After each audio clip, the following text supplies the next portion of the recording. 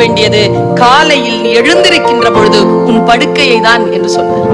படுக்கையிலிருந்து எழுந்திருக்கின்ற பொழுது அருந்த செருப்பை காலிலிருந்து உதறுவதை போல நீ அந்த படுக்கையை உதறிவிட்டு எழ வேண்டும் என்று சொல்லுகிறது ஒரு சென் தத்துவம். பாருங்க, அவர் சொல்றார் 4 மணிக்கு எழுந்திருக்கிறவன் ஞானி, 5 மணிக்கு எழுந்திருக்கிறவன் ஸ்டூடெண்ட், 6 மணிக்கு எழுந்திருக்கிறவன் சாதாரண மனுஷன், 7 மணி ஆனாலும் எந்திரிக்காதவன் எருமை, 8 மணிக்கும் எந்திரிக்காதவன் காட்டெருமைன்னு சொல்லுவார்.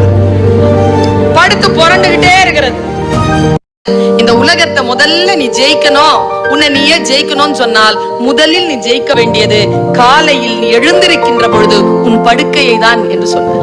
இந்த முதலில் நீ ஜெயிக்க வேண்டியது காலையில் நீ எழுந்திருக்கின்ற பொழுது உன் படுக்கையை தான் என்று சொன்னார்.